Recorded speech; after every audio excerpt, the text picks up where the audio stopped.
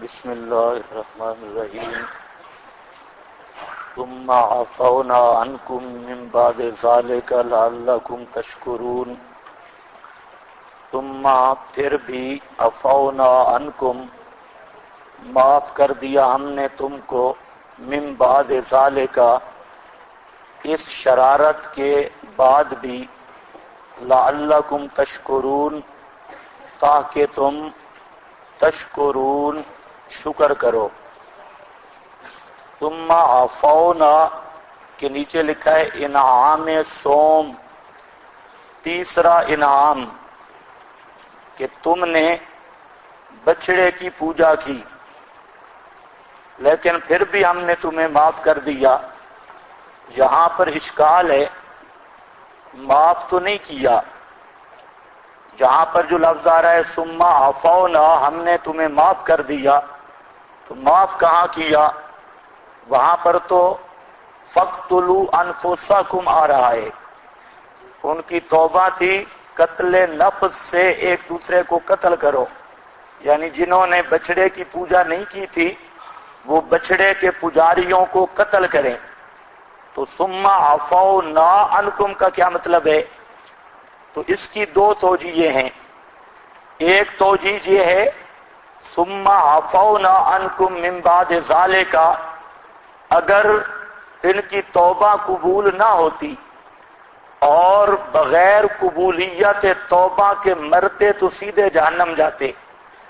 انہوں نے جو کام کیا اللہ نے انعام یہ کیا، عفو سے مراد عفو اخروی ہے، یعنی آخرت کی سزا ہم نے معاف کر دی.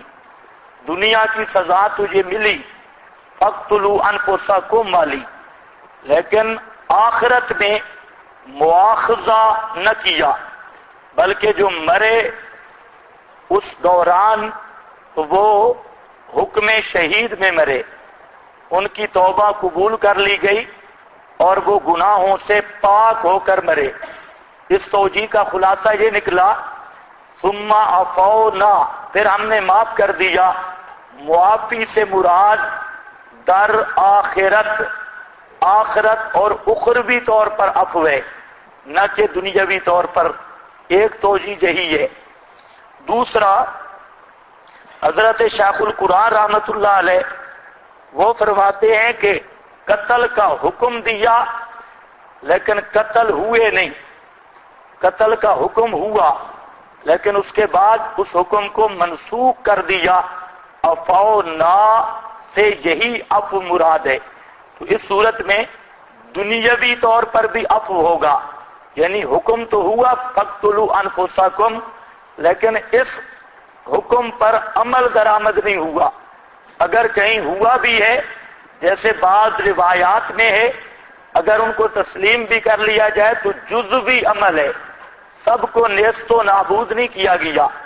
اول تو ہوا نہیں، اگر ہوا ہے تو وہ جزوی ہے، تو جو جزوی ہے وہ عفو کے ساتھ جمع ہو سکتا ہے. استیصال کا حکم نہیں تھا کہ سب کو قتل کر دیا جاتا، سب کو قتل نہیں کیا گیا. ثم عفونا یہ ہو گیا. وَإِذْ آتَيْنَا مُوسَى الْكِتَابَ یہ انعام رابع ہے. اور جب عطا کی ہم نے موسیٰ علیہ السلام کو کتاب والفرقان اور حق و باطل کے درمیان فیصلہ کرنے والی، الفرقان الفارق بین الحق والباطل، لعلکم تہتدون حکمت ایتا یہ کتاب کیوں ملی؟ لعلکم تہتدون تاکہ تم سیدھی راہ پر رہو. لعلکم تہتدون تاکہ تم سیدھی راہ پر رہو. اس سے پتہ چلتا ہے کہ ہدایت پر رہنا کتاب اللہ کے بغیر ممکن نہیں. اللہ نے ان کو بھی کتاب دی تو اس لیے دی لعلکم تہتدون تاکہ تم مسئلے پہ پکے رہو. تو مسئلے پر آدمی پکا تب ہوتا ہے کہ کتاب اللہ سے تعلق ہو. کتاب اللہ کے تعلق کے بغیر سوال ہی پیدا نہیں ہوتا کہ آدمی پکا رہ جائے. یہ جتنے مولوی ملونٹے ڈھیلے پڑ جاتے ہیں اور صوفی شافی بن جاتے ہیں، تو اصل میں مسئلہ یہ ہوتا ہے کہ انہوں نے کبھی قرآن کو قرآن سمجھ کے پڑھا ہی نہیں. جو قرآن کو قرآن سمجھ کے پڑھتا ہے وہ کبھی مسئلے میں ڈھیلا نہیں ہوگا. مسئلے میں ڈھیلا وہی ہوگا جو ملفوظات کا مطالعہ کرے گا اور ڈھیلی ڈھیلی کتابیں پڑھے گا، کہیں ارواح ثلاثہ اٹھا کے پڑھے گا، کہیں اور اس قسم کی کتابیں صوفیوں کی کتاب حکایات پڑھے گا، تو وہ بالکل ڈھیلا ہو جائے گا اور اپنے عقیدہ میں بھی شکی مزاج بن جائے گا. لیکن کتاب اللہ پڑھنے والا آدمی وہ کبھی نرم اور ڈھیلی پالیسی اختیار نہیں کر سکتا. کیوں؟ ہدایت پر استقامت یہ کتاب اللہ سے ملتی ہے. یہی حکمت ذکر کی کہ حکمت ایتا کیا تھی، کیوں کتاب عطا کی گئی؟ لعلکم تہتدون. اس کا یہ معنی نہیں ہے لعلکم تہتدون تاکہ تم راہ پاؤ، کیونکہ یہ تھے تو تربیت یافتہ، راہ تو انہیں پہلے مل چکی تھی، ایمان تو لا چکے تھے، لیکن اس ایمان پر مضبوط رکھنے کے لیے اللہ نے کتاب عطا کی. اور دوسرا مسئلہ آتینا موسی الکتاب والفرقان. یہ والفرقان کیا ہے؟ کتاب سے مراد تورات ہے، اور الفرقان کیا ہے؟ یاد رکھ لو یہ واو کا عطف تفسیری ہے، اور مطلب کیا ہے؟ الکتاب یعنی حق اور باطل کا فیصلہ کرنے والی. یہ ہر کتاب کی صفت ہے. جو بھی کتاب ربانی ہے وہ الفارق بین الحق والباطل. اسی سے یہ عنوان بھی آ گیا کہ اپنے تنازعات اور مسائل اختلافیہ اس کے لیے قرآن کریم کا فیصلہ اخیری ہے، اور اسی لیے اللہ تعالیٰ نے کتاب نازل کی تاکہ یہ اختلافات ختم ہوں. لیکن افسوس ہے کہ آج اپنے آپ کو مسلمان کہلوانے والے بھی قرآن کو فیصل نہیں مانتے، اور یہ اگر انہیں دعوت بھی دی جائے کہ اپنے نزاعات اور تنازعات کا فیصلہ کتاب اللہ سے حل کرواؤ تو فوراً جواب ملتا ہے کیا بزرگوں نے نہیں سمجھا، فلانے نے نہیں سمجھا. ہر فرقہ یہی جواب دیتا ہے. بریلویوں سے اگر آپ پوچھیں، بریلوی کہتے ہیں یہ قرآن سمجھ آ سکتے ہی نہیں، یہ تو صرف پیروں کو سمجھ آیا ہے. اور وہ کہتے ہیں ہمارے پیروں نے نہیں سمجھا. ایک بریلوی مولوی میرا رشتہ دار ہے، اس سے میری گفتگو ہوئی تو وہ صاف کہتا ہے کہ اگر ہمارا سیال شریف والا گولڑے والا جہنم گیا تو ہم بھی ساتھ جائیں گے. میں نے کہا انشاءاللہ جاؤ گے سارے، اور جاؤ گے آگے پیچھے. یہ آپ کی غلط فہمی ہے کہ کٹے جائیں گے، کیونکہ قرآن پاک نے بتایا ہے کہ پہلے پیر جائیں گے پیچھے مرید جائیں گے، اور یہ قرآنی مسئلہ ہے. جاؤ گے ضرور انشاءاللہ، سیال والا بھی اور گولڑے والا بھی اور ان کے مرید بھی جائیں گے، لیکن جائیں گے آگے پیچھے، کٹھے ہو کر نہیں. گاڑی جدا جدا ہوگی. حضرت شیخ فرماتے ہیں نا کہ ادھر یہ پہنچیں گے آگے گولڑے والا پڑا ہوگا، یہ کہے کہ دور کتے دے کتیا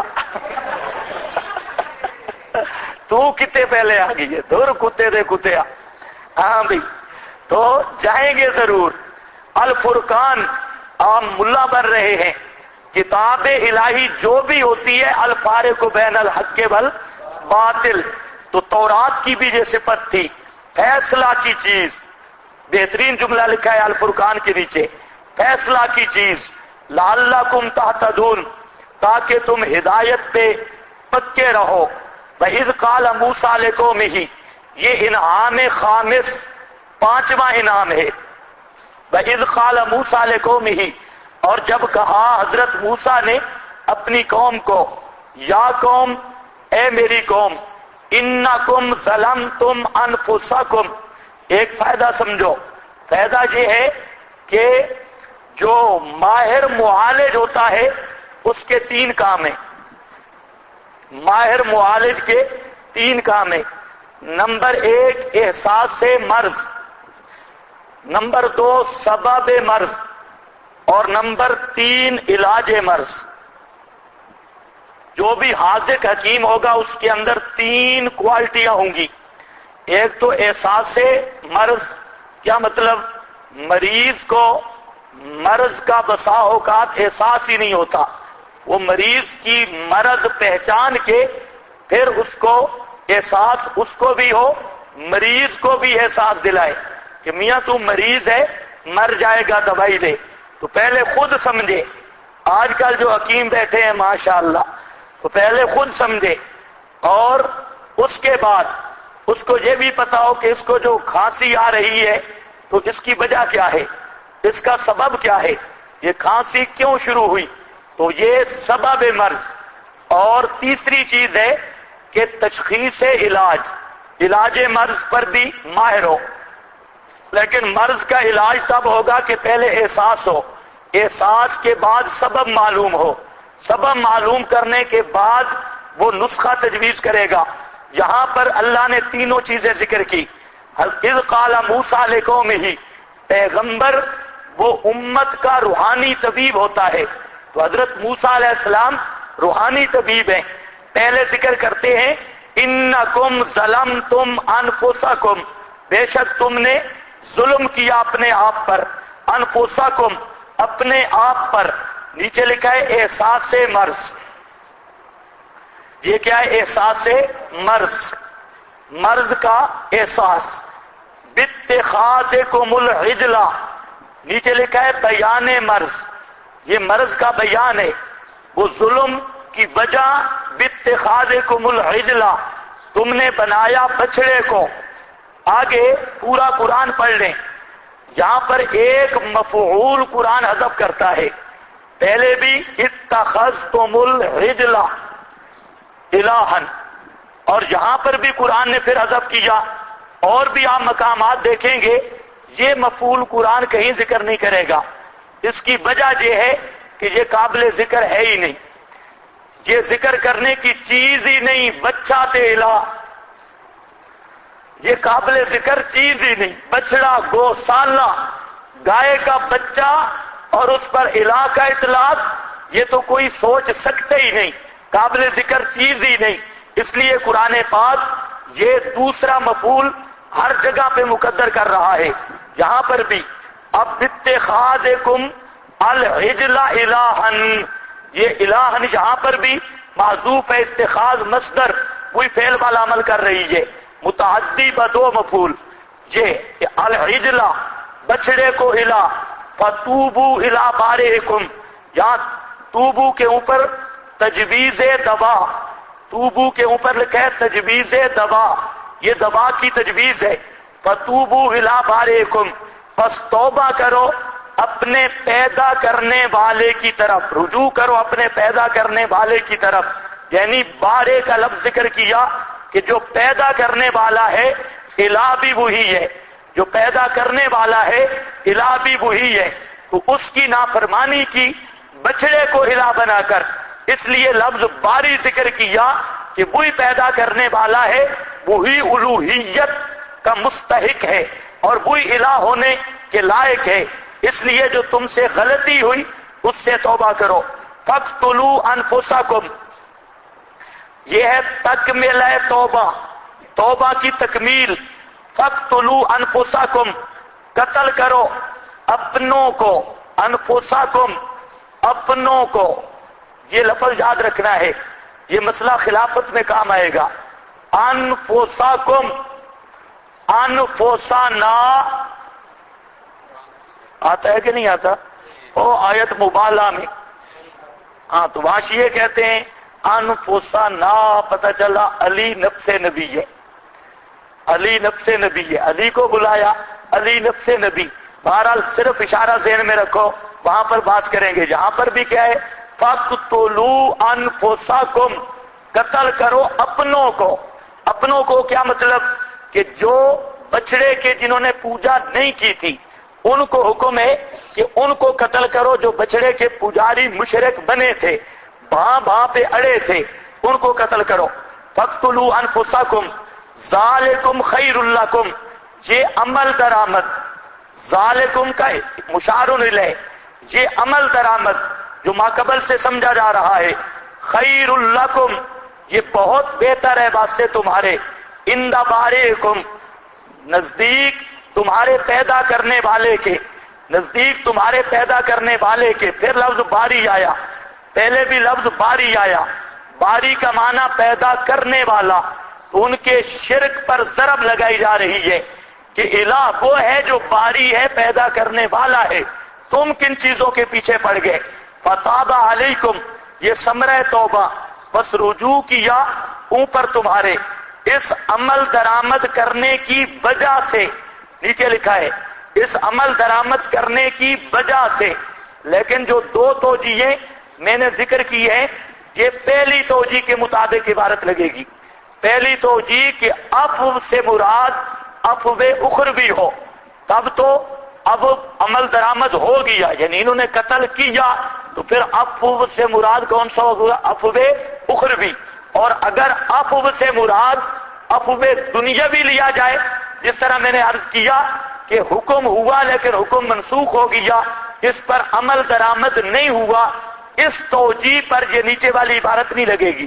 یہ خیال کرو، دیکھو فتاب علیکم انہ هو التواب الرحیم، بے شک وہ باری، هو التواب وہی ہے توبہ قبول کرنے والا، التواب یہ مبالغے کا صیغہ ہے، بار بار توبہ قبول کرنے والا، بار بار توبہ قبول کرنے والا، التواب الرحیم رحم کرنے والا، توبہ قبول کر کے پھر گناہوں کو بھی مٹا دیتا ہے، پھر گناہوں اپنی رحمت کے تقاضا سے توبہ بھی قبول کرتا ہے اور پوچھتا بھی نہیں ہے۔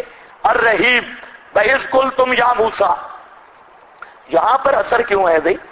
اِنَّهُ هُوَ التَّوَّابُ، اِنَّهُ هُوَ التَّوَّابُ کہ توبہ قبول کرنے والا صرف اللہ ہے، اللہ کی سوا کوئی توبہ قبول کرنے والا نہیں۔ یہ بھی ضرب لگائی گئی عقیدہ یہود پر۔ یہودی مولوی یہ پیسے لے کر گناہ معاف کرتے تھے، انہوں نے ٹکٹیں بنائی ہوئی تھی، جس طرح آج کل تعویذی پارٹی بیٹھی ہوتی ہے، 500 روپے کا تعویذ اور 5000 کا تعویذ، تو انہوں نے کیا کیا؟ انہوں نے بھی ٹکٹیں لگا رکھی تھی، یہ گناہ ہے 500 والا، 500 روپے دو گناہ معاف، یہ گناہ ہے 1000 روپے والا، 1000 روپیہ دو گناہ معاف، 1500 دو گناہ معاف۔ تو یہ باقاعدہ بے ایمان گناہ معاف کرتے تھے، اور انہوں نے اپنی گدیاں بنا رکھی تھی۔ اللہ نے فرمایا انہو، بے شک وہی اللہ ہی، هو التواب وہی توبہ قبول کرنے والا ہے، نہ کوئی ملا نہ پیر، اور نہ یہ شان کسی فرشتے کی نہ نبی کی۔ توبہ قبول کرنا یہ صرف اللہ کی شان ہے، صرف یہ مقام نہیں، اور بھی قرآن پاک نے کئی مقام پر اللہ کی یہ صفت ذکر کی۔ اور لا یغفر الذنوب الا اللہ، کوئی نہیں گناہوں کو معاف کر سکتا الا اللہ، سوا اللہ کے۔ وہاں پر بھی پورا اثر ہے، لا یغفر الذنوب الا اللہ، کوئی ملا پیر گناہ نہیں معاف کر سکتے، اور توبہ قبول کرنا یہ اللہ کا کام ہے۔ الرحیم وَإِذْ قُلْتُمْ يَا موسیٰ، یہ انعام سادس ہے، چھٹا انعام۔ وَإِذْ قُلْتُمْ، اور جب کہا تم نے اے موسیٰ، لَن نُؤْمِنَ لَكَ حَتَّى نَرَى اللَّهَ جَهْرَةً، قوم یہ بھی سیدھی تھی۔ حضرت موسیٰ علیہ السلام تورات لے کر آئے، ان کو جب سنائی انہیں کہا توبہ توبہ توبہ، اتنے مشکل احکام، اتنے مشکل، توبہ توبہ۔ کہتے ہیں کہیں حضرت موسیٰ علیہ السلام کو کہتے ہیں کہیں آپ بھول تو نہیں گئے، یہ جو تورات لے آئے ہیں اللہ، اور اتنے مشکل احکام، توبہ، کہیں آپ کو غلط فہمی تو نہیں ہوگی؟ حضرت موسیٰ علیہ السلام نے فرمایا اللہ کی کتاب ہے، انہوں نے کہا نہیں، اکیلا لایا ہے، ہم ساتھ چلے، ہمیں پتہ چلے واقعی یہ اللہ کی کتاب ہے اور اللہ نے یہ احکام دیے، دل مانتا نہیں ہے، اتنے سخت احکام ہو اور اللہ دے، سمجھ آئی یہ بات؟ ہاں، یہ قوم پاکستان میں بھی موجود ہے، یہ نہیں ہے کہ جہاں نہیں، یہ جتنے، اس نوازو سے پوچھو، یہ پیچھے جتنے حکمران ہیں آپ کے، سارے اسی طرح کے مرتد ہیں، وہ یہی کہتے ہیں توبہ، ہم قوم کو ٹنڈا کر دیں، افاج کر دیں، یہ ہاتھ کاٹنا اور چور کی سزا رجم کرنا، اتنا ظلم، چونکہ سب زانی شرابی ہیں، انہیں پتا ہے کہ جب ہمیں رجم کیا جائے گا تو مسئلہ خراب ہو جائے گا، اس لیے رجم یہ سخت حکم ہے، یہ ملا کی بنائی ہوئی شریعت ہے۔ اور ہاتھ کاٹنا، چور کا ہاتھ کاٹنا، پیچھے ایک بے ایمان نے یہ بیان دیا اس کافر نے کہ ہم اپنی قوم کو ٹنڈا بنا دیں، ان کو اپاہج کر دیں، اتنی سخت سزائیں دے کر ہم اپنی قوم کو اپاہج نہیں کر سکتے، یہ ملا کا دین ہے۔ اب یہ بے ایمان بھی وہی یہودیوں کی نسل ہے۔ یہودی جس طرح یہودیوں میں آنے بہانے تھے، تو یہ بھی آنے بہانے کرنے والے ہیں، تو انہوں نے بھی کہا کہ احکام سخت ہیں جی، کہیں بھول تو نہیں گئے، تربیت پوری نہیں ہوئی نا، بھول تو نہیں گئے، ہم ساتھ جائیں گے۔ اچھا جی، حضرت موسیٰ علیہ السلام نے 70 بزرگوں کو تیار کیا، اور نیک نیک آدمی جو 70 صوفی تھے بزرگ، ان کو ساتھ تیار کیا، بھئی آؤ تحقیق کر کے آؤ۔ جب وہاں کوئی دور پر پہنچے، اللہ تعالیٰ کا کلام سنا، کہتے ہیں جی ہاں کوئی آواز آ تو رہی ہے لیکن یقین نہیں آ رہا، پتہ نہیں کس کی آواز ہے، اللہ تعالیٰ کی آواز ہے یا پتہ نہیں، جی یقین نہیں آ رہا۔ ہاں پھر کیسے؟ ہاں وہی واقعہ ذکر ہے، انہوں نے کہا لن نؤمن لک، ہم تیری بات کی تصدیق ہرگز نہیں کریں گے، حتی نر اللہ جہرتن، حتیٰ کہ دیکھ لیں اللہ کو بالکل ظاہر باہر، آمنے سامنے، جہرتن، جب تک اللہ کو ہم دیکھیں گے نہیں تیری بات پہ ہم یقین نہیں کر سکتے۔ لن نؤمن لک، ہرگز ہم تیری تصدیق نہیں کریں گے۔ ایمان کا صلہ لام ہے تو اس کا مطلب ہوتا ہے کلام بشر کی تصدیق کرنا، جس طرح ما انتم بمؤمن لنا، تو ہماری تصدیق نہیں کرے گا، اسی طرح نؤمن لک، اور جہاں ایمان کا صلہ با آ جائے تو اس میں وہی ایمان اصطلاحی مراد ہوتا ہے، یؤمنون بالغیب، وہاں پر صلہ الہ آیا ہے۔ یہ فرق ہے، قرآن پاک میں ایمان کا صلہ لام بھی آتا ہے اور ایمان کا صلہ با بھی آتا ہے۔ جہاں لام آئے تو کلام بشر کی تصدیق مقصود ہے، اور جہاں با آئے تو جہاں ایمان باللہ وغیرہ یہ ایمان مراد ہوتا ہے۔ تو جہاں پر کیا آیا لن نؤمن لک، اس کا یہ مطلب نہیں کہ ہم تیرے ساتھ ایمان نہیں لائیں گے، یہ معنی نہیں۔ ایمان کا تو دعویٰ وہ پہلے کر رہے تھے، ایماندار تو تھے، لیکن کہتے ہیں ہمیں تیری بات پر یقین نہیں آئے گا، اس معنی میں دل مطمئن نہیں، ہمارا دل مطمئن نہیں ہے، ہمیں یقین نہیں آ رہا۔ حتیٰ یہ غایت ہے، حتیٰ کہ نر اللہ جہرتن، حتیٰ کہ دیکھ لیں ہم، نر اللہ دیکھ لیں ہم اللہ کو، جہرتن عیاں بیاں، جہرتن کا معنی عیاں بیاں، بالکل سامنے۔ اس کی ایک اور توجہ بھی ہے، یہ جہرتن کا تعلق ہے کل تم کے ساتھ، جہرتن کا تعلق ہے کل تم کے ساتھ۔ کیا مطلب؟ تم نے علل اعلان یہ بات کی کہ ہم دیکھ لیں اللہ کو، علل اعلان یہ کہا، برملا یہ کہا، جہرتن کل تم کے ساتھ لگے گا، اور معنی یہ ہوگا تمہارا قول اعلانیہ تھا، تمہیں شرم بھی نہیں آئی یہ بات کرتے ہوئے، تم نے یہ بات جہرن کہی، حالانکہ یہ بات کہنے کی نہیں تھی، اور تم نے تو ڈنکے کی چوٹ پر یہ کہہ دیا، علل اعلان یہ کہہ دیا، حالانکہ یہ بات منہ سے نکالنے کے قابل ہی نہیں تھی۔ بوتیاں دیکھو، حتیٰ نر اللہ جہرتن، ہاں تم اللہ کو دیکھو۔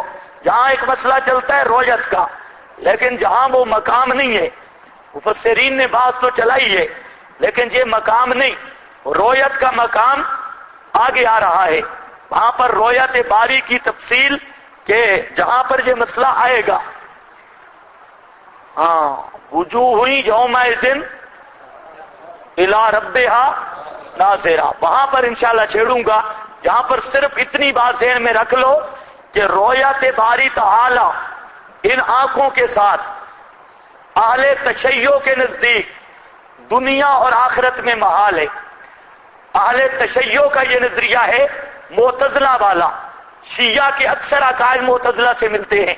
جس طرح معتزلہ اصلہ للعبد کو واجب علی اللہ سمجھتے ہیں، شیعوں کا عقیدہ بھی یہی ہے کہ اصلہ للعبد یہ واجب علی اللہ ہے، یعنی جو چیز بندے کے حق میں بہتر ہے اللہ پر کرنی واجب ہے، اللہ پر کرنی واجب ہے. تمام شیعوں کا یہ نظریہ ہے. اس کو وہ تعبیر کرتے ہیں عدل کے ساتھ، جس طرح معتزلہ بھی اس عقیدے کو عدل کے ساتھ تعبیر کرتے ہیں. ہم کہتے ہیں اللہ کے ذمہ کوئی چیز واجب نہیں. اللہ تعالیٰ پر وجوب کا مطلب کیا ہے؟ کوئی چیز بھی واجب نہیں ہے. تو بہرحال ان کے نزدیک رویت محال ہے فی الدنیا والآخرہ. ہم کہتے ہیں بالکل ٹھیک، تمہیں ہونی کوئی نہیں ہے، تم نے صحیح کہا ہے.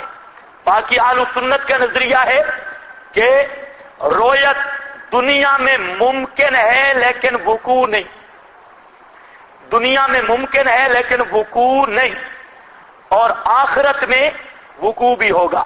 اہل جنت کو یہ رویت اور زیارت ہوگی بھی صحیح، اللہم اجعلنا منہم. تو یہ رویت ہوگی اور اہل ایمان کو ہوگی، اس کا وقوع بھی ہوگا، لیکن دنیا میں وقوع نہیں، نہ نبی کے لیے نہ غیر نبی کے لیے. نبی پاک صلی اللہ علیہ وسلم کے لیے معراج کی رات بھی ان آنکھوں سے رویت قطعاً نہیں ہوئی. جو مولوی کہتے ہیں بالکل سیدھا سادہ جھوٹ بولتے ہیں، اور یہ مسئلہ کوئی اختلافی بھی نہیں، خامخواہ اختلافی بنایا ہوا ہے. حضرت عبداللہ ابن عباس کا نام لے کر ابن عباس رویت قلبی کے قائل ہیں. رویت قلبی بمعنی علم، تو اس کا کون منکر ہے؟ بات تو ہے رویت عینی کی، آنکھوں سے دیکھنے کے ابن عباس بھی قائل نہیں. بعض مولوی کہتے ہیں صحابہ کا اختلاف ہے جی، بعض کتابوں میں بھی لکھا ہے بس جو مسئلہ اڑ جائے جی صحابہ کا اختلاف ہے. یہ آسان جواب ہے. تو صحابہ متفق ہیں کہ رویت عینی قطعاً نہیں، رویت عینی نہیں. ہاں حضرت ام المومنین نے بھی اسی کا انکار کیا، رویت عینی کا. اور ابن عباس جس رویت کے قائل ہیں وہ رویت قلبی ہے، عینی کے وہ بھی قائل نہیں. تو صحابہ کا اس مسئلہ میں کوئی اختلاف نہیں. مسئلہ یہی ہے معراج کی رات نبی پاک صلی اللہ علیہ وسلم کو سر کی آنکھوں سے اللہ کا دیدار نہیں ہوا، قطعاً نہیں ہوا. اور یہ بالکل لوہے کی لکیر سے زیادہ مضبوط ہمارا نظریہ ہے کہ یہ دیدار نہیں، اس پر کوئی دلیل نہیں ہے. دیکھو جی، نر اللہ جارتن فاخذتکم الصاعقہ، پس پکڑ لیا تم کو صاعقہ نے، کڑک نے، بجلی کی کڑک نے، وانتم تنظرون، حالانکہ تم دیکھ رہے تھے. اس کا آنا آنکھوں سے، بجلی تھی نا، آپ کو پتہ ہے بجلی کڑکتی ہے تو چمکتی بھی ہے.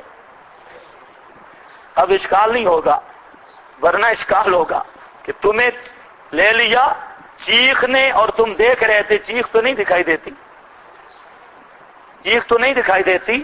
تو یہاں کیا ہے؟ بجلی کی کڑک. اور بجلی کی کڑک، جہاں بجلی کی کڑک آتی ہے وہاں چمک بھی آتی ہے. تو یہ دیکھنا مراد کیا ہے؟ اس چمک کو. انتم تنظرون یا انتم تنظرون، تم دیکھ رہے تھے، آگے پیچھے ہو کر مرے. انتم تنظرون، آگے پیچھے ہو کر مرے. بجلی کی جو کڑک آئی، کوئی پہلے آتے ہی مر گئے، کوئی تڑپتے رہے، کوئی ایک دوسرے کو دیکھتے رہے، اس طرح کر کے مرے. تو پھر بھی انتم تنظرون کوئی اشکال نہیں ہے. یا تو مراد ہے کہ بجلی کی کڑک کے ساتھ چمک بھی تھی اور تم دیکھ رہے تھے، یا مطلب یہ ہے جب بجلی کی کڑک پڑی تو کوئی آگے مرے کوئی پیچھے مرے، جو پیچھے مرے وہ پہلے مرنے والوں کو دیکھ رہے تھے. انتم تنظرون. تو سمجھ آئی یہ بات؟ یہ کھڑے ہوتے ہیں نا چوک پر، خدا نہ خواستہ جب دھماکہ ہوتا ہے تو ایک دوسرے کو مرتا دیکھتے نہیں ہیں، کسی کو پہلے لگا کسی کو بعد میں، کوئی زخمی ہو کے گر گیا، تو اس پر کوئی اشکال نہیں. انتم تنظرون، تم دیکھ رہے تھے. ثم بعثناکم، پھر ہم نے زندہ کر دیا تم کو، من بعد موتکم، تمہارے مرنے کے بعد، لعلکم تشکرون، تاکہ تم شکر کرو، حکمت بعثت، تاکہ تم شکر کرو، لعلکم تشکرون. اب بات سمجھو، دو باتیں ہیں. یہاں سے ایک بات چلتی ہے کہ یہ جو ان کو موت آئی اور پھر یہ زندہ ہوئے، ان کو موت آئی اور پھر یہ زندہ ہوئے، یہ جو پارٹی ہے مرزائیوں کی، مرزائیوں کا بڑا مفسر ہے محمد علی، اس کی تفسیر ہے بیان القرآن، وہ میرے پاس ہے اس میں، اور سر سید کی تفسیر ہے لغات القرآن. یہ سر سید بظاہر تو دیکھو تو بڑا بزرگ لگتا ہے ماشاءاللہ، داڑھی بھی اس نے بڑی بڑی رکھی ہوئی ہے، اور سکول والے تو اسے بڑا مقام دیتے ہیں. سکول کی کتابوں میں اس کا آدمی فوٹو بھی دیکھے دل کرتا ہے اس کی بیعت کر لے. لیکن بڑا ملحد بے ایمان تھا، پرلے درجے کا فاسق اور فاسد العقیدہ تھا. حضرت نانوتوی رحمہ اللہ کے ساتھ اس کا مناظرہ بھی ہے، اور وہ تصفیۃ العقائد کے نام پر چھپا ہوا ہے.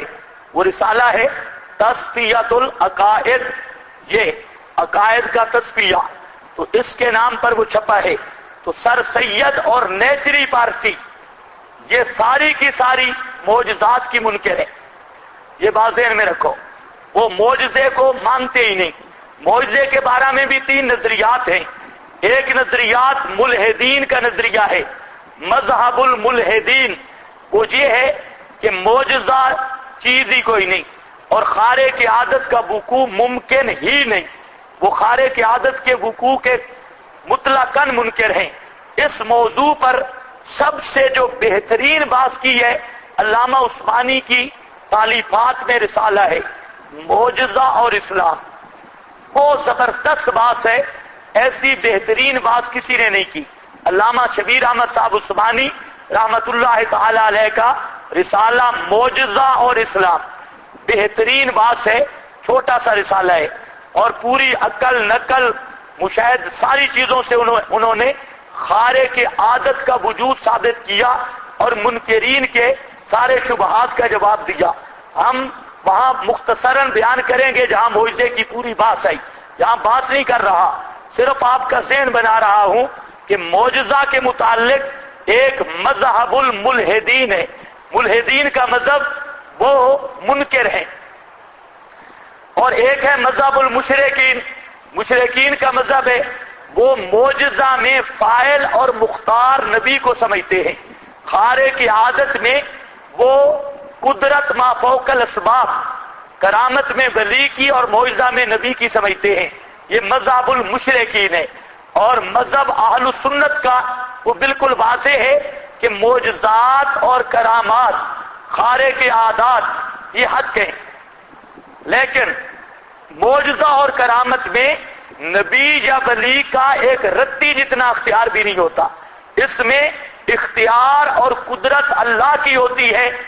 معجزہ میں وجود نبی کا ہوتا ہے، کرامت میں وجود ولی اللہ کا ہوتا ہے. اس لیے ذرا ذہن میں رکھو، آپ کے بارے میں بھی مشہور ہے کہ یہ کرامتوں کے منکر ہیں. منکر تو نہیں بیٹھے، آپ میں ہے کوئی کرامات کے منکر؟ کہتے ہیں اشاعتی نہیں میں. ہم پہ بھی لوگوں نے ایسے الزام لگائے آدمی سن کے حیران رہتا ہے. کبھی کہتے ہیں شفاعت کے منکر ہیں، کبھی کہتے ہیں یہ جو بیٹھتے ہیں نا سفید ریش شیخ الحدیث بے ایمان طالب علموں کی مجلس میں، وہاں بیٹھ کے جھوٹ بولتا ہے. یہ مماتی کرامتوں کے منکر ہیں، مماتی معجزے کے منکر ہیں، مماتی فلانی چیز کے منکر ہیں، اور آتے اس چٹے والوں کو معجزے کی تعریف بھی نہیں آتی. ایسے لگا ہوا ہے معجزے کے منکر اور کرامتوں کے منکر، فلانے شے کے منکر ہیں. منہ دیکھو منکر کا. اب دیکھو تو یہاں پر یہ جو ملحدین ہیں یہ تعویلات کرتے ہیں، مختلف قسم کی تعویلات. یہاں ہر تعویل کی سر سید وغیرہ نے، آپ ذرا دیکھیں اس کا دماغ بھی کیا کہتا ہے کہ یہاں پر جو ہے نا چیخ نے پکڑ لیا وانتم تنظرون ثم بعثناکم من بعد موتکم. یہ موت نہیں تھی، نیند تھی. یہ مرے نہیں تھے، ان کو نیند آ گئی تھی، اور پھر اللہ فرماتے ہم نے آپ کو اٹھا بٹھایا، نیند سے بیدار کیا. ہے بے ایمانو، قرآن کی نظم دیکھو اور تعویل دیکھو. ثم بعثناکم، یہ یاد رکھ لو، موت کے بعد جب لفظ بعث آتا ہے تو اس کا نام ہوتا ہے الاحیاء. موت کے بعد جب لفظ بعث آتا ہے، قانون ذہن میں رکھ لو، تو اس کا معنی ہوتا ہے زندہ کرنا. زندہ کرنا تو جہاں زندہ تب کیا جاتا ہے کہ پہلے مردہ ہو. زندہ تب ہوگا کہ پہلے مردہ ہو. یہ اتحادیوں کی طرف یہ تو نہیں ہے نا کہ زندہ کو زندہ کیا جائے گا. زندہ تو کیا جاتا ہے مردہ کو. تو ان پر موت آئی اور حقیقتاً موت آئی. پھر اللہ نے اپنی قدرت کے ساتھ ان کو زندہ کیا. اب جہاں پر آگے اتحادی ٹبر سر سید گیا وہ آئے. انہوں نے کہا تم کہتے ہو قیامت کے دن زندہ ہوں گے، یہ ہوئے ہیں کہ نہیں ہوئے؟ بعثناکم من بعد موتکم، تم کہتے ہو قیامت کے دن زندہ ہوں گے، بڑی ایتیں پڑھتے ہو، یہ ہوئے ہیں کہ نہیں؟ وہ ان کا وہ اسماعیل محمدی، اس نے یہ بڑی پوری تقریر کی اور سارے شیخ الحدیث سبحان اللہ سبحان اللہ یہ توڑ پیش کیا جا رہا ہے. اور یمسک التی قضا علی الموت کا شرم نہیں آتی. بھائی بات صاف ہے، ایک ہے عادت اور ایک ہے خرق عادت. عادت اور قانون یہی ہے کہ انکم بعد ذالک لمیتون ثم انکم یوم القیامت تبعثون. قانون یہی ہے. باقی رہے گی خارے کی عادت. تو خارے کی عادت جو مستثنیات ہوتے ہیں وہ قانون پہ اثر انداز نہیں ہوتے. مثال کے طور پہ قانون توالد اور تناسل کا، یہ مرد اور عورت سے چلتا ہے. بچہ تب پیدا ہوتا ہے میاں بیوی ہوں اور ان کے تعلقات ازدواجی ہوں. سمجھ آئیے کہ نہیں؟ تعلقات ازدواجی بھی ہوں. یہ نہیں ہے کہ مرزا قادیانی کہتا ہے کہ میرا بھی کہتا ہے معجزہ ہے. وہ کیسے کہتا ہے کہ میں نامرد تھا، جب میری شادی ہوئی بیوی کے قابل نہیں تھا، لیکن اللہ نے مجھے بیٹا دیا ہے. تو جی اللہ نے مہربانی کی ہے. تو ہم کہتے ہیں جی اصل میں تو مہربانی تیرے دوستوں کی ہے، اصل میں تو ان کی مہربانی ہے. بہرحال تو وہ بھی اس طرح پیش کرتا ہے. تو یاد رکھ لو قانون یہ ہے کہ مرد بیوی ہو اور ان کے درمیان تعلق ازدواجی ہو تب جا کے اولاد پیدا ہوتی ہے. اور حضرت عیسیٰ علیہ السلام بغیر باپ کے پیدا ہوئے. اب یہ کیا ہوگا؟ خرق عادت. اب اس خرق عادت کو لے کر کوئی بے وقوف سٹیج پہ ہاتھ مارتا اور میز پہ ہاتھ مارتا رہے، دیکھو جی میں ثابت کرتا ہوں بغیر شادی کے بھی بیٹا ہو جاتا ہے. حضرت عیسیٰ نہیں ہوئے تو ان کو کہا جائے گا کہ بے وقوفہ، وہ خارے کی عادت واقع ہے. اور خارے کی عادت کو عموم یا قانون اس سے نہیں بنایا جا سکتا. اس کو عام قانون نہیں کہتے، وہ اپنے مورد سے بند ہوتا ہے. ورنہ آج اگر کسی اتحادی ٹبر کا کوئی بچہ پیدا ہو غیر شادی شدہ عورت سے تو اس کو ہم حرامی کہیں گے، بلد الحرام کہیں گے. اگر وہ یہ دلیل دے نہیں جی نہیں فلاں پیدا ہو سکتے ہیں، بی بی مریم کا بچہ پیدا ہو سکتا ہے، ہمارا بھانجا پیدا کیوں نہیں ہو سکتا، تو ہم کہتے ہیں اس کو اپنے پاس رکھ. کیوں نہیں پیدا ہو سکتا؟ وہ قانون ہے. یہ خارے کی عادت ہے.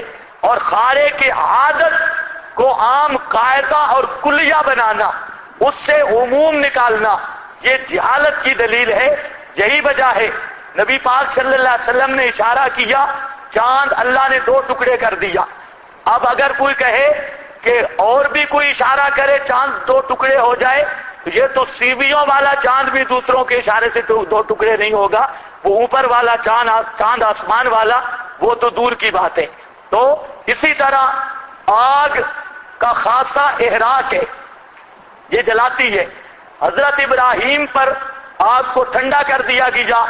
اب اگر اتحادیوں کے کسی مولوی پیر کو آدمی اٹھا کے بٹھے میں ڈالے، اوپر پڑے یا نارو کونی بردم و سلاما، تو میرا خیال ہے بچ جائے گا نا. دلیل یہی ہو کہ حضرت ابراہیم بچ گئے تھے، تو ہمارے حضرت اقدس نہیں بچ سکتے، یہ بھی بچ جائیں گے. تو ہم کہیں گے وہ خر کی عادت ہے. عادت یہ نہیں، خر کی عادت کو عمومی قانون بنانا یہی جہالت ہے. عادت یہ ہے کہ سانپ سپنی کے انڈے سے پیدا ہوتا ہے، اور خر کے عادت یہ ہے کہ حضرت موسیٰ کا ڈنڈا سانپ بن گیا. حضرت موسیٰ کا ڈنڈا، چلو ہماری بات نہ مان. ماسٹر حضرت ماسٹر امین اکاڑوی، اس کے خطبات صفدر اور اس کی پہلی جلد میں ماسٹر اکاڑوی نے بریلویوں کے خلاف تقریر میں کہا کہ بریلویوں اور دیوبندیوں میں فرق یہ ہے کہ بریلوی خارے کی عادت کو قانون بنا لیتے ہیں، جبکہ اہل سنت والجماعت خارے کی عادت کو قانون نہیں بناتے، اپنے مورد پر بند رکھتے ہیں. اب چلو قرآن بھی نہ مانو، حدیث بھی نہ مانو، کم از کم ماسٹر تو مانو. کچھ سمجھ آئیے بات؟ لہذا اس سے استدلال کرنا یہ تعریف قرآن ہے. ثم بعثناکم من بعد موتکم لعلکم تشکرون فظللنا علیکم الغمام، اور سایہ کیا ہم نے. یہ واقعہ ہے میدان تی کا. میدان تی یہ میدان تھا، قوم موسیٰ وہاں پر ٹھہری ہوئی تھی، تو وہاں پر بھی ان کو جہاد کا کہا گیا. تو انہوں نے کہا اذهب انت وربک فقاتلا، تو چلا جا اور دعائیں کرتا جا. تو جا تیرا رب جائے. کیا مطلب؟ تو چلا جا، دعا شعا کر، اور وہاں پر تو قوم بہت سخت ہے، بہت جنگجو ہیں، ہم تیرے ساتھ نہیں جاتے.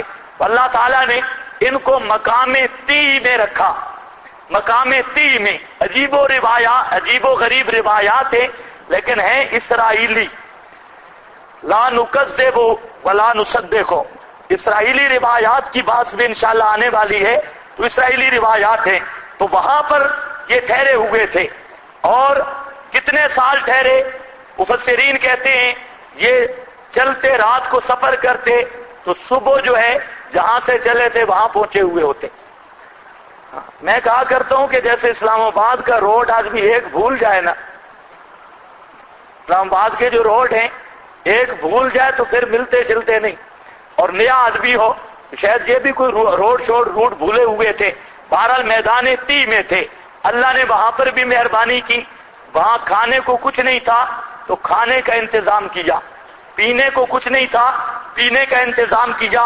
تو وہاں مہربانی، اسی انعام کو ذکر کیا جا رہا ہے، انعام سابع. وظللنا علیکم الغمام، اور سایہ کیا ہم نے اوپر تمہارے بادل کا. وانزلنا علیکم المن، صاحبان کی طرح ان پر بادل رہتا تاکہ گرمی سے تنگ نہ ہو. وانزلنا علیکم المن، اور اتارا ہم نے اوپر تمہارے المنا، ترنج بین، یہ گوند ہوتا تھا میٹھا میٹھا. مولوی اس کو تعبیر کرتے ہیں حلوہ.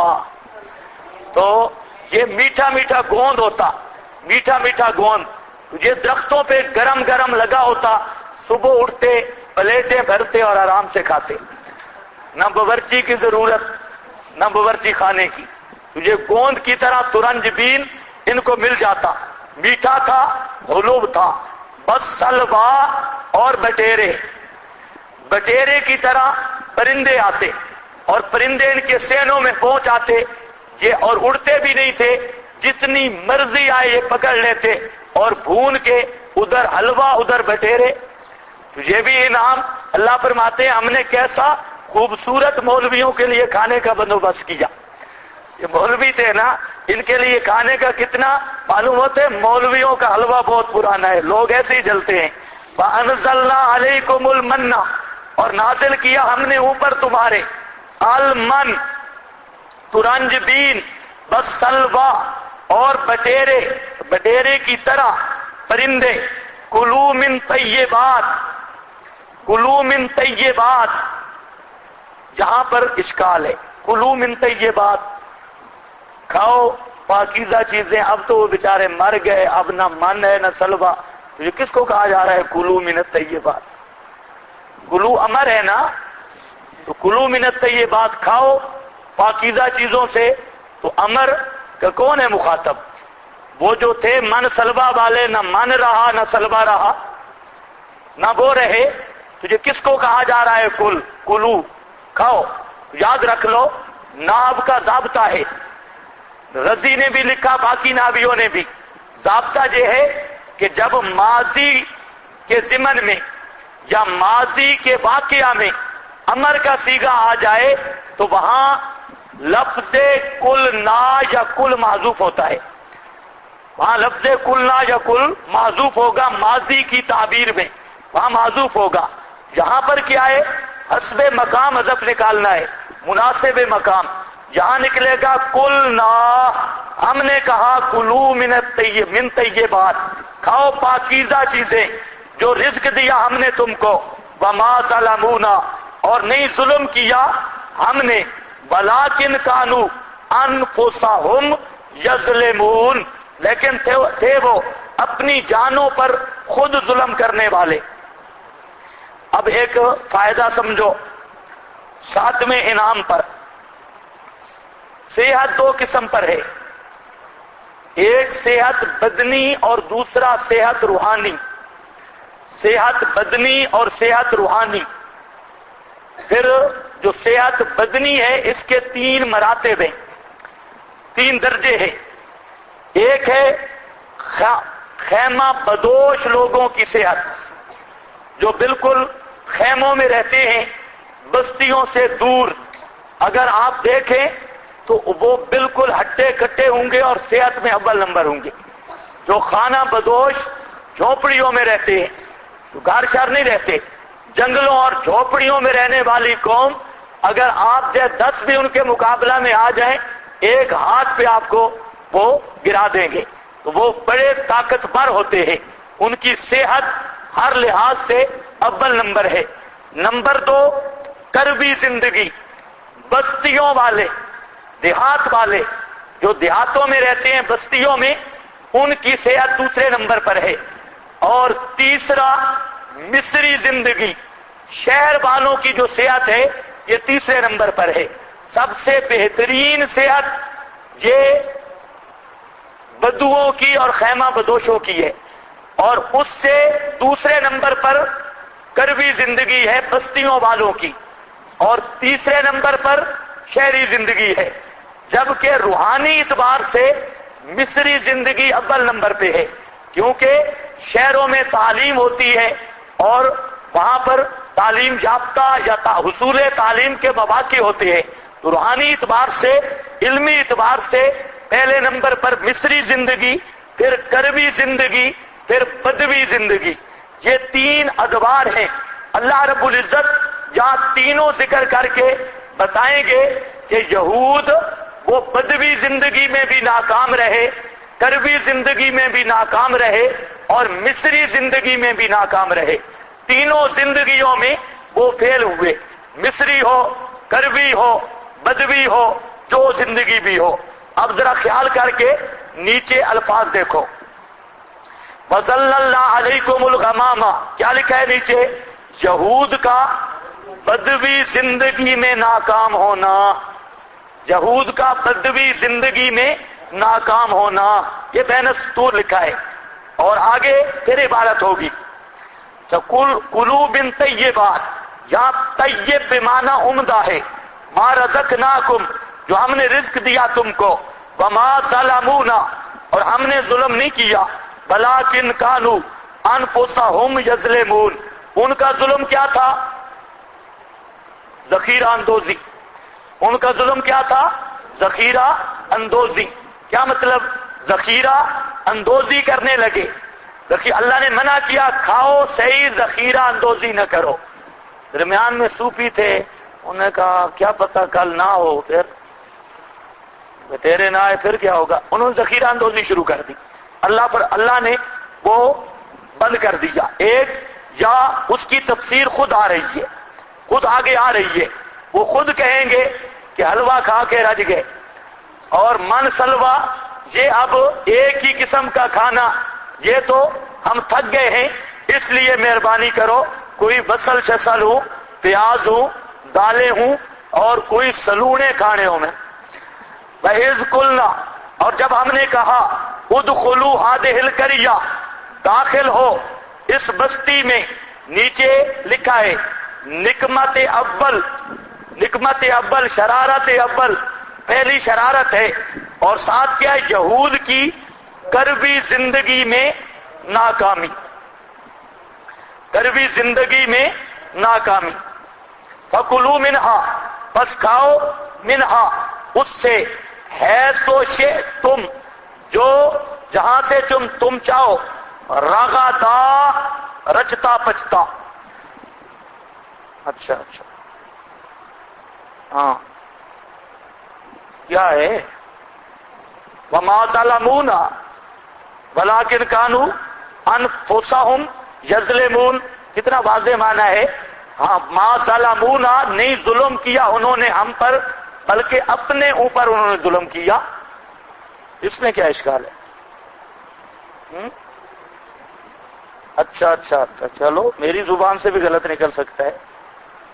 اچھا، اگر وہ معنی کیا ہے تو غلط کیا ہے. ظلمونا تو بالکل واضح معنی ہے. ولیکن کانوا انفسہم یظلمون. فاذ قلنا، اور جب کہا ہم نے، ادخلوا هذه القرية، داخل ہو اس بستی میں، فکلوا منہا، پس کھاؤ اس سے. اس سے کیا مطلب؟ بستی کو کھاؤ. منہا بستی کی چیزوں میں سے، حیث شئتم جہاں سے تم چاہو. ان چیزوں کو مباح کیا تمہارے لیے. رغدن رچتا پچتا. وادخلوا الباب سجدا، اب ذرا خیال کرنا ہے. اور داخل ہو وہ دروازے کو، سجدا سجدہ کرنے والے. وکلوا اور کہو، حتۃ مبتدا مقدر ہے، مسئلتنا حتۃ سوال ہمارا، مسئلہ ہمارا، حتۃ بخشش ہے. نغفر لکم بخش دیں گے ہم تمہارے لیے، خطایاکم تمہاری پہلی خطائیں، فسنزید اور بڑھائیں گے ہم المحسنین دل سے نیکی کرنے والوں کو، دل سے نیکی کرنے والوں کو بڑھائیں گے بھی صحیح. پہلے گناہ بھی معاف اور مزید بھی نیکی کی توفیق دیں گے. سنزید ابھی بڑھائیں گے المحسنین. اب ذرا خیال کرو، یہ کیا ہے؟ ادخلوا الباب سجدا، دروازے میں داخل ہو سجدہ کرنے والے. اس کا کیا معنی ہے؟ اور دروازے سے کیا مراد ہے؟ مفتی احمد جار نے کہا کہ قبرستان کا دروازہ تھا. بریلوی بھی عجیب لطیف ہے. دوسرا سجدہ، یہ دروازہ کیا تھا؟ دروازہ تھا سور البلد. سور البلد سمجھتے ہو؟ کبھی جاؤ نا آپ بھی بڑے شہروں میں، وہاں پر ہوتا ہے بھاٹی دروازہ. اور پشاور میں کون سا بڑا دروازہ ہے؟ ہاں تو یہ پہلے زمانے میں شہروں کی فصیل ہوتی، پوری چاروں طرف اس کی فصیل ہوتی. تو یہاں سے مراد کیا ہے؟ وہ جو شہر ہے سامنے والا، بیت المقدس وغیرہ کوئی بھی ایریا ہے، تو اس کی فصیل کا جو دروازہ ہے، یہ الباب سے مراد وہی سور البلد بھی کہتے ہیں اور اسے فصیل بھی کہتے ہیں، جیسے کابلی دروازہ، بھاٹی دروازہ وغیرہ. حضرت شیخ القرآن رحمت اللہ علیہ فرماتے ہیں کہ یہ الباب سے مراد ہے ان کا جو عبادت خانہ تھا نا، قبہ، ان کا عبادت خانہ تھا قبہ. تو یہ اس عبادت خانے کا دروازہ ہے. تو اس عبادت خانے کے دروازے میں داخل ہو سجدہ کرنے والے. یہ نہیں مطلب کہ سجدہ کر کے گھسٹ کے جاؤ، یہ نہیں مطلب ہے ترا حال ہے کہ تم سجدہ کرنے والے ہو، یعنی داخل ہو اور سجدہ شکر کرو. داخل ہو عبادت خانے میں اور سجدہ شکر کرو، یہ معنی ہے. اور بعض نے کہا کہ یہ بیت المقدس کا اپنا دروازہ تھا، وہاں پر باب سے مراد وہی ہے، اس میں داخل ہو کر سجدہ شکر کرو اور ساتھ کہو یا اللہ ہمارے گناہ معاف کر دے، اپنے گناہوں کی معافی بھی مانگو. نغفر لکم خطایاکم، بخش دیں گے ہم تمہارے لیے پہلی خطائیں تمہاری، اور بھی بڑھائیں گے دل سے نیکی کرنے والوں کو۔ فبدل الذین ظلموا، تبدیل کر دیا الذین ظلموا، جنہوں نے ظلم کیا تھا، قولا، بات کو، غیر الذی، سوائے اس کے، قیل لہم، جو کہی گئی ان کو، فانزلنا علی الذین، بس نازل کیا ہم نے اوپر ان کے، الذین ظلموا، اوپر ان کے جنہوں نے ظلم کیا، رجزن، رجزن کی تنوین تحویل و تفخیم کے لیے ہے، بہت بڑا عذاب، من السماء، آسمان سے، بما کانوا، بسبب اس کے کہ تھے، یفسقون، یفسقون، حد سے نکلتے، فسق کرتے، یفسقون، فبدل الذین ظلموا، بدل دیا۔ وہ تبدیلی کیا تھی؟ تبدیل القول کیا تھا؟ عامت المفسرین وہ فرماتے ہیں کہ انہوں نے، ان کو حکم تھا سجدے کی حالت میں داخل ہو۔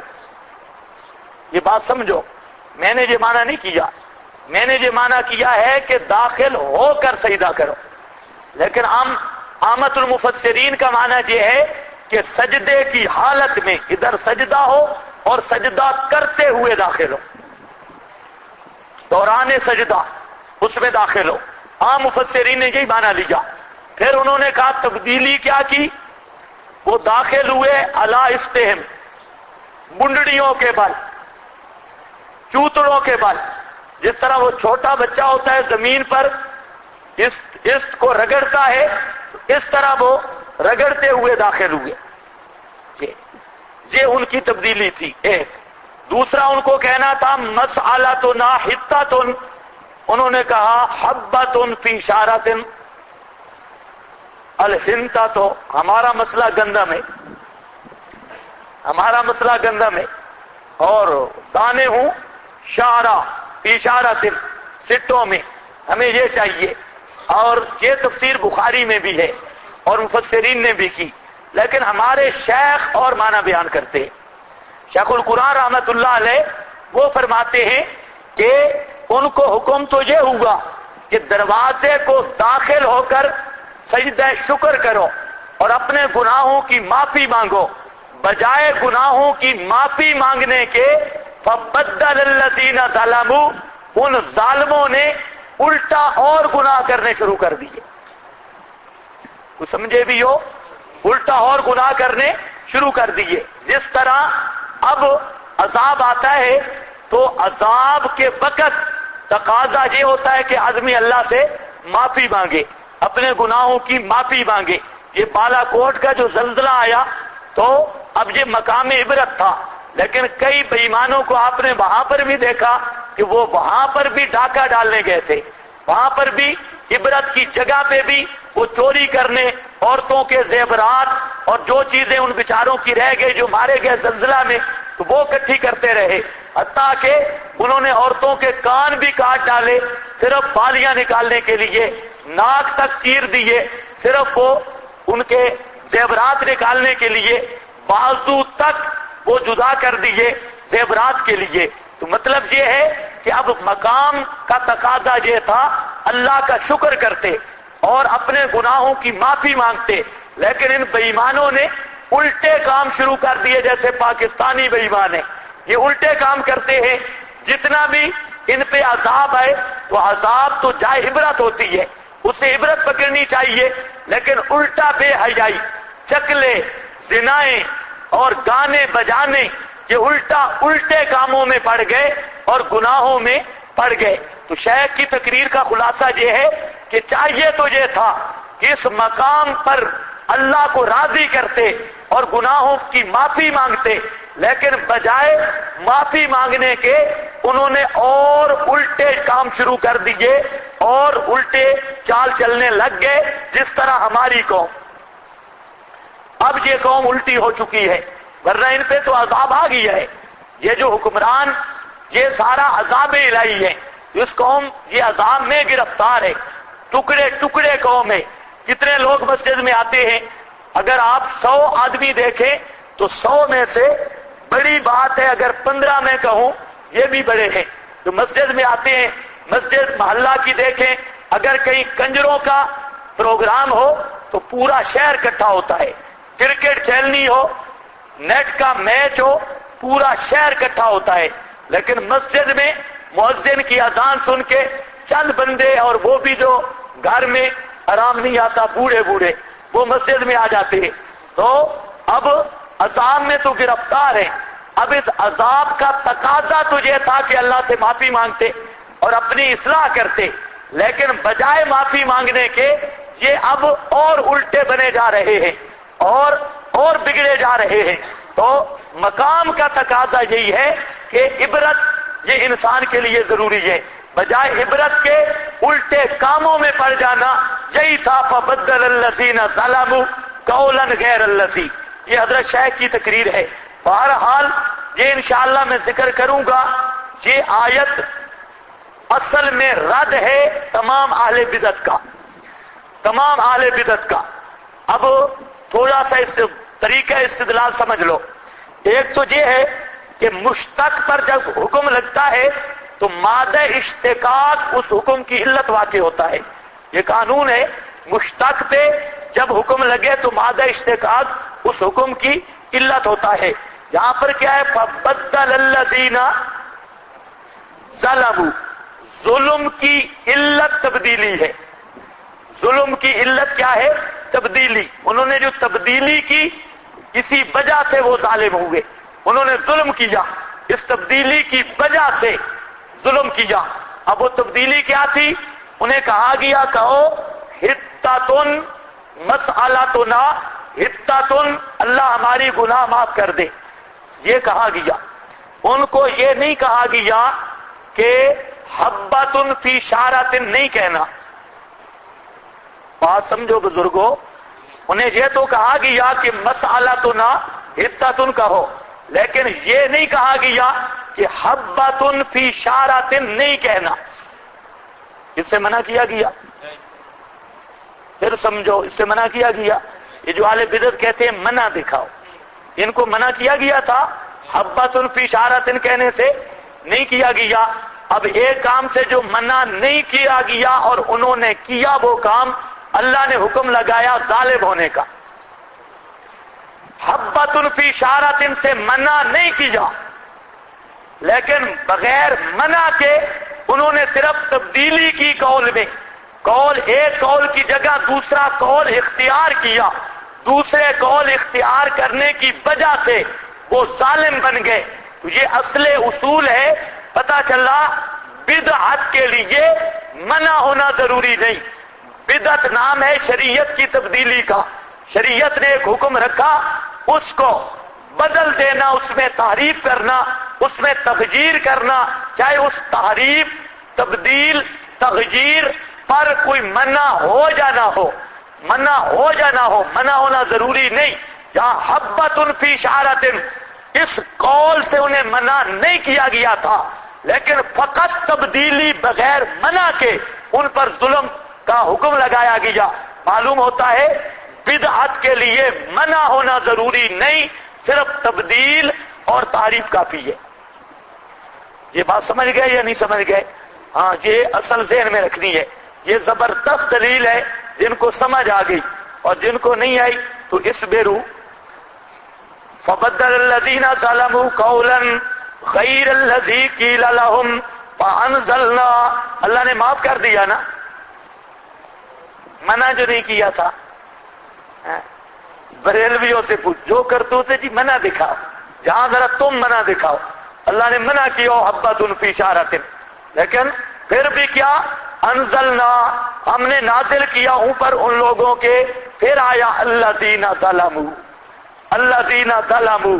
آپ نے مختصر معانی میں پڑھا ہے کہ ایک دفعہ جب ذکر ہو جائے دوبارہ ذکر کرنا ہو ضمیر لوٹائی جاتی ہے, لیکن جہاں پر الذین پھر اس میں زہر رکھا گیا, تو یہ اس میں زہر رکھا گیا ہے فتویٰ لگانے کے لیے. یہ اس میں زہر رکھا گیا ہے حکم بیان کرنے کے لیے. ان کا تھا یہ ہے کون؟ ظلموا, ظالم ہیں جنہوں نے ظلم کیا.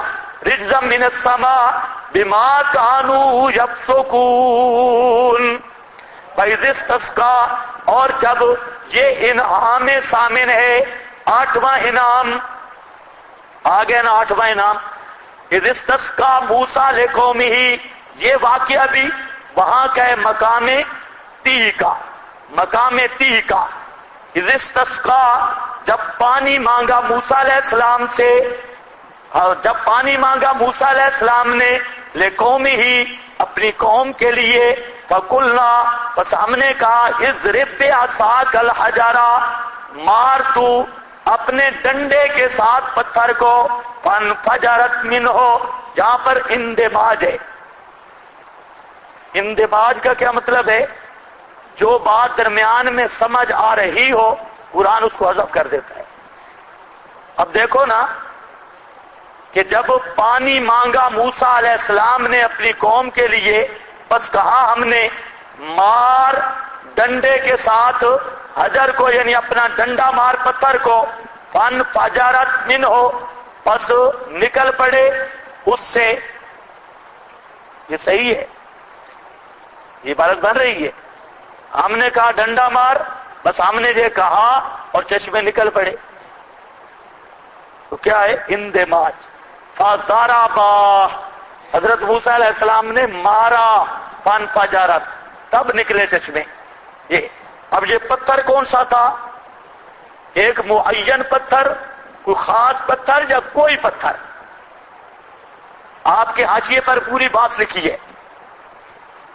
ہاں حاشیہ پڑھو.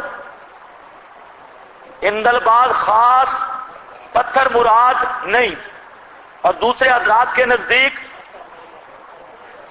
فی المعالم کان حجرا معینا بدلیل.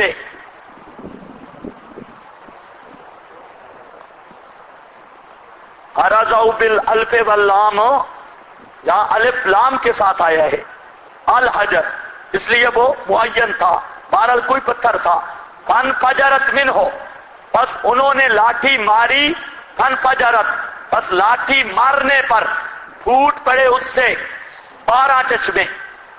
قد علم، تحقیق جان لیا، ہر قوم نے، کلو اناسن، ہر قبیلہ کے لوگوں نے، اناسن ہر قوم نے، مشربہم، اپنے پینے کی جگہ، کلو پھر آ گیا، کلو کیا نکالیں گے؟ کلنا، ہم نے کہا، کلو کھاؤ، بشربو پیو، من رزق اللہ، اللہ کے دیے ہوئے رزق سے، اور نہ پھرو زمین میں فساد مچانے والے.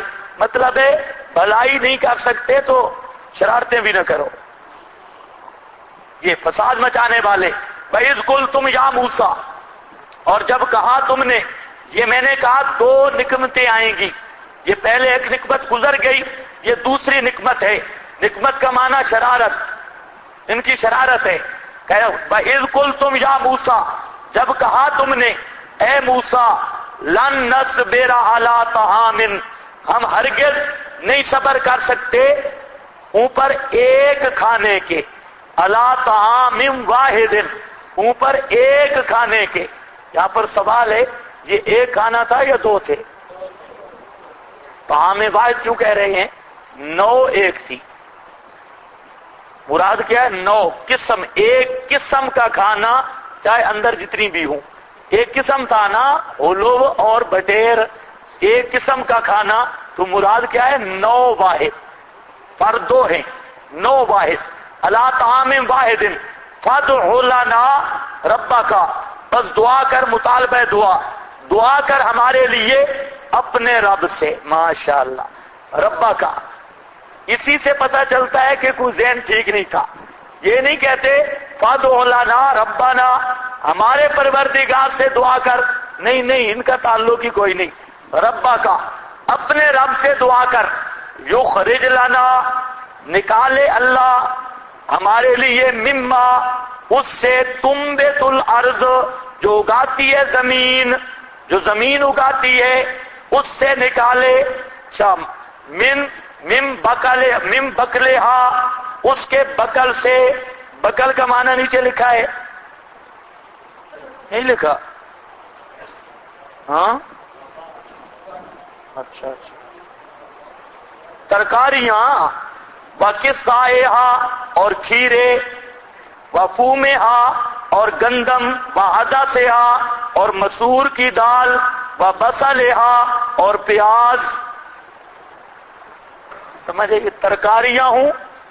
اور قِصَّائِہَا کا معنی ککڑیاں، کھیرے جس کو آپ کہتے ہیں. وَفُومِہَا گندم، عَدَسِہَا مسور کی دال، وَبَصَلِہَا بصل شسل، پیاز نکالے. یہ الوڑے سلوڑے کھانے.